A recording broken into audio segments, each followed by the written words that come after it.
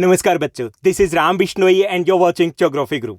जैसा कि आप अपनी स्क्रीन के ऊपर देख पा रहे हैं, आज हम पढ़ने और समझने वाले हैं क्लास 9th हिंदी की वर्कशीट नंबर 1 यानी कार्यपत्रक संख्या 1 को, जो कि 5 जुलाई 2021 की वर्कशीट है।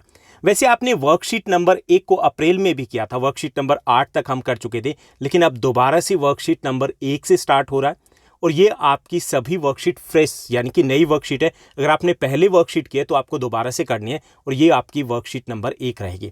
आपकी जुलाई में जितनी भी वर्कशीट आने वाली वो सभी वर्कशीट आपकी बेसिक वर्कशीट रहेगी, यानी कि कुछ कंसेप्ट जो हमें पिछली क्लास में हमने किए थे उन्हीं को थोड़ा सा और समझने की कोशिश करेंगे। फिर हमें 9th क्लास में बाकी वर्कशीट करने में हेल्प मिलेगी, आसानी रहेगी।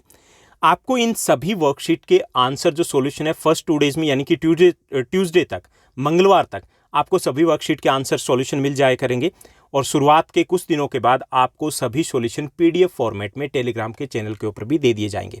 ओके, तो चलिए शुरुआत करते हैं हम आज की इस वर्कशीट की। आज की हमारी वर्कशीट बेहद आसान रहने वाली है। इसमें एक अपठित गद्यांश दिया गया। अपठित गद्यांश कौन सा होता है? वो गद्यांश जो हमने पढ़ा नहीं है, जो हमारी पुस्तक में नहीं है, जो हमारे सिलेबस में नहीं है, वो गद्यांश। उस गद्यांश को हमें पढ़ना होता है, समझना होता है और उस पर आधारित कुछ आसान से प्रश्न होते हैं जिनको हमें हल करना होता है। तो चलिए पहले हम अपठित गद्यांश को पढ़ते हैं।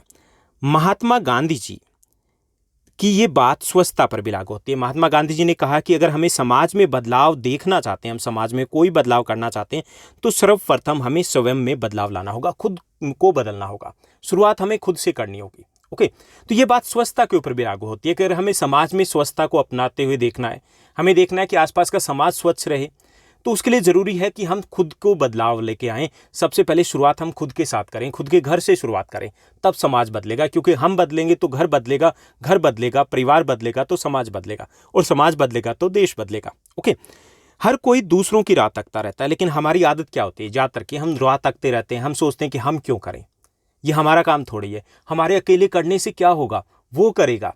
तो इस तरीके से क्या होता है कि पहले आप में गाड़ी छूट जाती है, समय निकल जाता है। समय निकलने के बाद क्या रहता है? पछतावा रह जाता है। तो ये जो स्वच्छता है, इसमें हमें ये नहीं करना कि पहले आप, हमें खुद से शुरुआत करनी है। सबसे पहले घर से शुरुआत करनी है और ये स्वच्छता बहुत इंपॉर्टेंट होती है, बहुत महत्वपूर्ण होती है। साफ सफाई से हमारा तन मन दोनों स्वस्थ रहते हैं, सुरक्षित रहते हैं।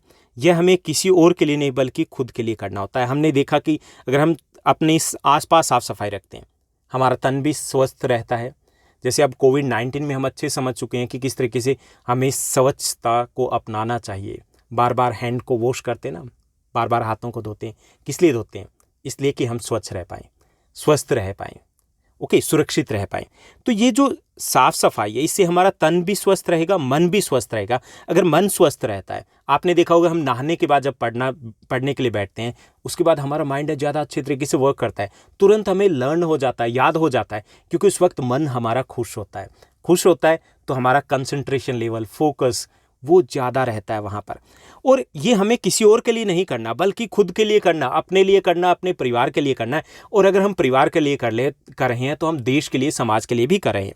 यह जागरूकता जन जन तक पहुँचानी, हमें हर किसी को बताना है कि स्वच्छता कितनी इंपॉर्टेंट है। कौन करेगा? ये आप करोगे, क्योंकि आप पढ़ रहे हो, आप समझदार हो, आप इन चीज़ों को समझ रहे हो। हमें इसके लिए ज़मीनी सत्र पर लगकर काम करना होगा। ये नहीं कि सिर्फ सेल्फी ले ली कि कुछ हमने सफाई करें, उसके बाद फ़ोटो ले ली, हमने इंस्टा पे डाल दी, स्टोरी पे डाल दी और हो गया। ऐसा नहीं करना है। हमें ज़मीनी सत्र पर काम करना होगा। हमें बचपन से ही बच्चों में साफ़ सफाई की आदत डलवानी होगी कि साफ़ सफाई बेहद ज़रूरी है। उन्हें सिखाना होगा कि एक कुत्ता भी जहाँ बैठता है उस जगह को झाड़ पोंछ कर बैठता है। आपने भी देखा होगा, जब कुत्ता बैठता है तो अपने आसपास की जगह को साफ़ करता है। हम क्या हैं? हम तो इंसान हैं, बेहतर हैं, अच्छे तरीके से सोच सकते हैं, हमें पता है क्या अच्छा है क्या बुरा है। तो इस तरीके से हमसे उम्मीदें ज़्यादा होती है कि हम साफ़ सफाई का ध्यान रखें। जब जानवरों में साफ़ सफाई के प्रति इतनी जागरूकता है तो हम तो इंसान हैं। एक विद्वान ने कहा कि स्वच्छता हमारे स्वास्थ्य के लिए अत्यंत आवश्यक है। यदि हम अपने जीवन में स्वच्छता को अपनाएंगे तो निश्चित तौर पर स्वस्थ और प्रसन्नचित्त रहेंगे। और स्वस्थ और प्रसन्नचित्त रहेंगे तो ये गारंटी है, वारंटी है हमारी सफलता की। हम बहुत दूर तक जाएंगे, बहुत आगे तक जा पाएंगे।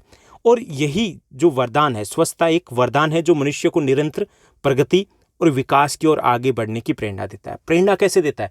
क्योंकि जब हम साफ सफाई, स्वस्थ होते हैं, मन भी हमारा स्वस्थ है, हमारा तन भी स्वस्थ है, तो हम अच्छा सोच पाते हैं, खुश होते हैं, बेहतर तरीके से सोच पाते हैं, नए विचार आते हैं, नए विचार आते हैं, अच्छा सोच रहे हैं, सकारात्मक पॉजिटिविटी आती है, तो हम आगे बढ़ पाएंगे। स्वच्छता का पालन करने से हम बीमारियों से तो बचेंगे ही, निश्चित तौर पर जीवन के नए नए अध्याय कोशिश करके सदैव आगे बढ़ते रहेंगे और साथ ही साथ हम आगे बढ़ पाएंगे। आगे बढ़ने में जो सबसे बड़ी बाधा होती है कि अगर हमारा तन या मन कोई भी एक अगर स्वस्थ नहीं है तो हम ठहर जाते हैं, हम आगे नहीं बढ़ पाते।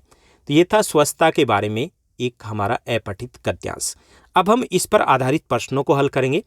आपके दिसंबर तक जितने भी प्रश्न आएंगे बेहद आसान आने वाले हैं। हमें मैक्सिमम 5 यानी कि अधिकतम 5 प्रश्न मिला करेंगे और बहुत आसान रहने वाले हैं। आपकी सभी जो वर्कशीट ज्योग्राफी गुरु चैनल के ऊपर मंडे और ट्यूसडे यानी कि फर्स्ट 2 डेज में मिल जाया करेगी, यानी आप आराम से आपके फर्स्ट 3 डेज में अपनी वर्कशीट कर पाओगे। चलिए पहला प्रश्न देखते हैं। पहला जो हमारा प्रश्न दिया गया, हम बीमारियों से किस प्रकार बच सकते हैं?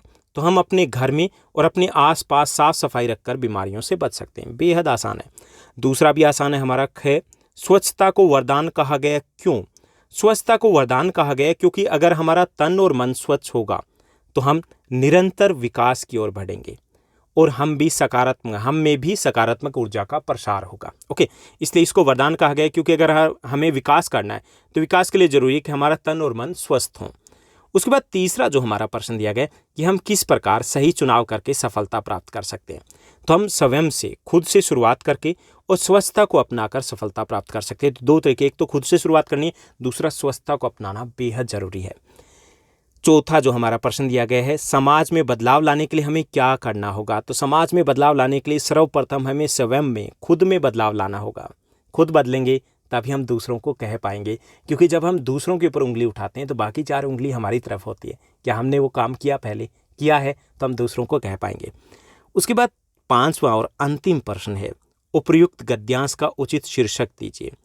शीर्षक काफ़ी सारे हो सकते हैं लेकिन सबसे सूटेबल जो रहेगा वो रहेगा स्वच्छता, क्योंकि स्वच्छता के बारे में था। तो ये थी हमारी आज की बेहद आसान वर्कशीट। उम्मीद करता हूँ आपको अच्छे समझ में आया होगा। अगर आपको ये वर्कशीट समझ में आई, अच्छी लगे, तो इस वीडियो को लाइक और शेयर करना मत भूलिएगा। और हाँ, एक छोटा सा कमेंट भी करना, आप कौन से स्कूल से हो। इसके साथ साथ आपको वर्कशीट के लिंक और इनके सॉल्यूशन PDF फॉर्मेट में भी दिए जाएंगे टेलीग्राम के चैनल के ऊपर, जिसका लिंक डिस्क्रिप्शन बॉक्स में दिया गया और यहाँ पर भी विजिबल है, उसको आप ज्वाइन कर लीजिएगा। Thank you, bye bye, have a nice day.